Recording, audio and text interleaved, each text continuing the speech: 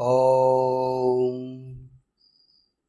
पूर्व्यः भूतः अस्य नः मन्दस्व सख्यस्य च इमा उ शुश्रुधि गिरः। हे सर्वप्रथम किए जाने योग्य आह्वान करने वाले, हमें प्रसन्न करो। इस स्तवन और सख्य के द्वारा इन उत्तम वचनों को सुनो। यह मंत्र जो लिया गया वह ऋग्वेद के प्रथम मंडल के 26वें सूक्त का यह पंचम मंत्र है। लोगों को प्रकाश वेद की ओर आहूत करना, वेद ज्ञान की ओर आहूत कर उनसे मित्रता कर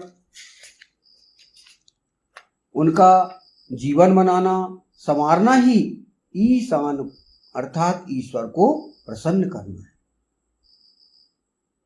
विश्व में जितने भी अधिक लोग अच्छा जीवन जिएंगे, ईश्वर अर्थात ईशान परब्रह्म परमात्मा उतना ही अधिक प्रसन्न होगा। ईशान परम परमात्मा वह प्रसन्न कब होता है? जब आप अधिक से अधिक ईश्वर से जुड़े रहो, अधिक से अधिक आप वेद शास्त्रों का अध्ययन करो, ज्ञान प्राप्त करो और उसके सिस्टम ऑफ लाइफ अर्थात जीवन प्रबंध से आप अधिक से अधिक जुड़े रहो। पिछले चतुर्थ मंत्र में भी वही कहा गया था और उसने हर किसी को बराबर समझा है। ईश्वर के समक्ष सभी बराबर है, चाहे वो राजनायक हो, प्रशासक हो, न्यायाधीश हो,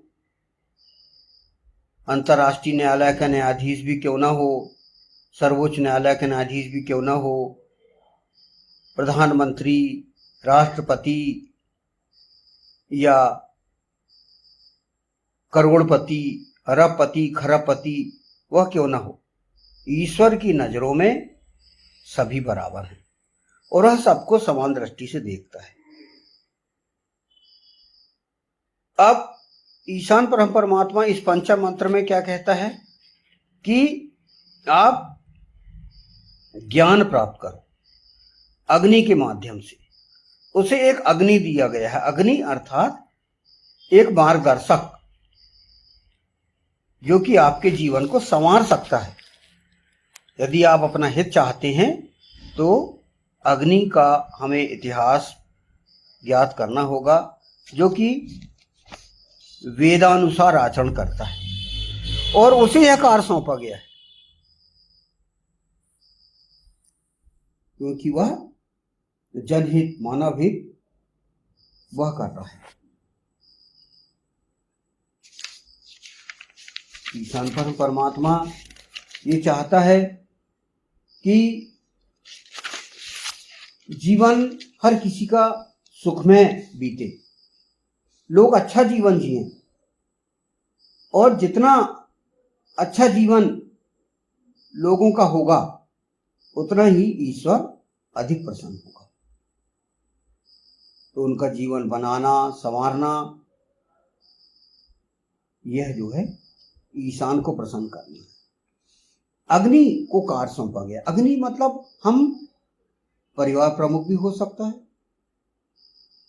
एक समाज का प्रमुख भी हो सकता है, एक राज्य का प्रमुख भी हो सकता है, राष्ट्र का प्रमुख भी हो सकता है और राष्ट्रों के समूहों का प्रमुख भी हो सकता है। अग्नि ऐसा जो कि स्वयं प्रकाशित है और लोगों को प्रकाश की ओर ले जाता है। इसमें ग्रह प्रमुख, समाज के प्रमुख, राज्य के प्रमुख, राष्ट्र के प्रमुख, यदि वो इस विशेषताओं में शामिल है तो वे सभी इसमें गिनाए जा सकते हैं। तो इस मंत्रांश में इतना ये कहा गया है। अगला मंत्रांश इसमें, इन उत्तम वचनों को सुनो। इमाहा सुगिरह, ही श्रुति। यहां कहा गया है, इस हेतु ईश्वर के वेद वचनों, उत्तम वचनों को सुना जाना आवश्यक है।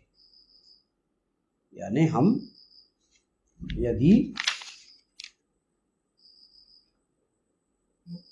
ईश्वर को प्रसन्न करना चाहते हैं तो उनके उत्तम वचनों को सुने, समझे। वेद ही लोगों के अंदर इस भावना का संस्थापन करता है कि वे स्वयं प्रकाशित होकर अन्य लोगों का अधिकाधिक हित कर सके।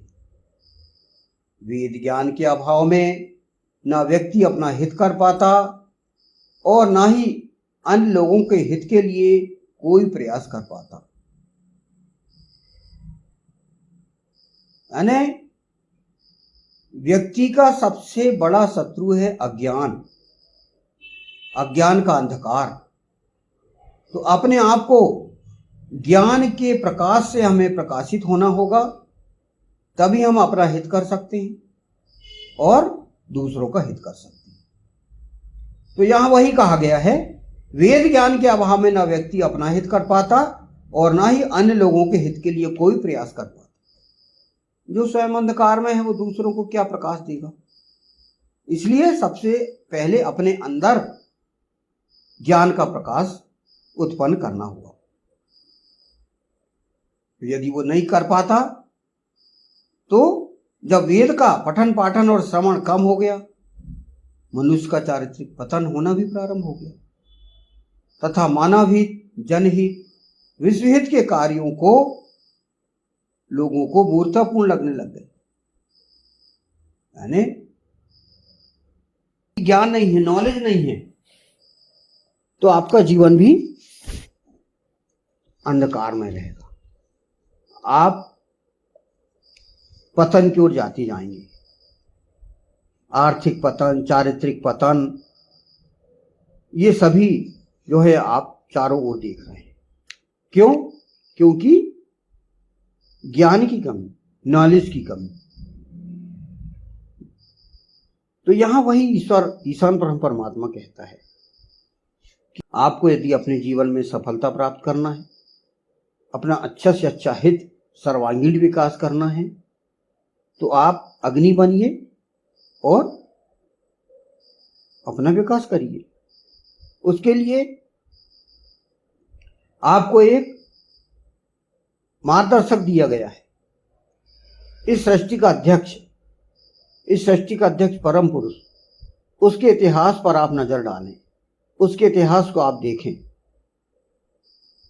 सतयुग, त्रेता, द्वापर में वैदिक व्यवस्था कितनी स्ट्रांग थी, कितनी सुदृढ़ थी, जिससे आप सर्वांगीण विकास आप देख सकते हैं।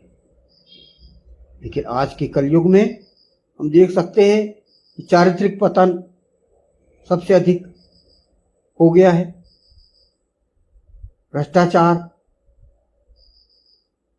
बलात्कार, चोरी, डाका, हिंसा, आतंकवाद, ये क्या है? ये ज्ञान के अभाव के कारण। इसलिए ईशान परमात्मा ये चाहता है कि व्यक्ति पहले नॉलेज तो प्राप्त करे, ज्ञान तो प्राप्त करे। और जिसके पास नॉलेज होगा, ज्ञान होगा, वो उतना ही चरित्रवान होगा, उतना ही उच्च चरित्र होगा, उतना ही प्रगतिशील होगा। तो धर्म, अर्थ, काम और मोक्ष, ये पुरुषार्थ चतुष्टय दिए गए हैं।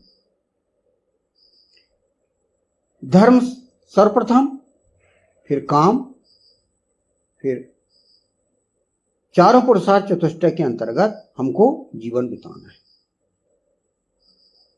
चार पुरुषार्थ जिसमें धर्म, अर्थ, काम और मोक्ष। तो धर्म प्रथम और चतुर्थ मोक्ष, ये आपको बॉडीगार्ड दिए गए हैं। किसके लिए? अर्थ और काम के लिए। धर्म के बाद अर्थ है, फिर काम है। तो धर्माधीन अर्थ होना चाहिए और धर्म और अर्थाधीन काम होना चाहिए। काम अर्थात परिवार, समाज, पति पत्नी के संबंध, संयुक्त परिवार, ये काम के अंतर्गत आता है। और काम के पश्चात है मोक्ष, जो कि आपको फिर अपने जिम्मेदारियां से हटके आप उत्तराधिकार के रूप में अपने संतानों को देंगे। तो अर्थ और काम के बीच में आपको प्रथम क्रम का धर्म और चतुर्थ क्रम का मोक्ष आपको बॉडीगार्ड दिए गए, जो कि अर्थ और काम को नियंत्रित करते हैं। तो इनका ध्यान रख के आपको अपना जीवन बिताना है। इसलिए धर्म पहले, फिर अर्थ, फिर काम और फिर लास्ट में मोक्ष। इसके आधार पर हमारा यदि जीवन चलता है तो बहुत अच्छा जीवन हमारा रहेगा और हर प्रकार से हम सफल होंगे। इस प्रकार हमारा यह पंचम मंत्र लिया गया। इसको आप वैदिक पर्सपेक्टिव के अंतर्गत देख रहे हैं, सुन रहे हैं, तो इसे सब्सक्राइब कीजिए, शेयर कीजिए और लाइक कीजिए। हमारे जीवन को हम सफल बनाना चाहते हैं। हर किसी की इच्छा होती है कि वह अच्छे से जिए, तो हम भी अच्छे से जिएं और दूसरों को भी अच्छे से जीने की संदेश हम दें। तो इसे लाइक कीजिए, सब्सक्राइब कीजिए और अपने जीवन को सफल बनाइए। तो इस प्रकार यह मंत्र आप ध्यान से सुनिए। हे सर्वप्रथम किए जाने योग्य आह्वान करने वाले, हमें प्रसन्न करो। इस स्तवन और चक्र के द्वारा इन उत्तम वचनों को सुनो। ओम पूर्वहूता हस्य नः मंदस्व सख्यस्य च इमा उ शु श्रुधि गिरः। ओम।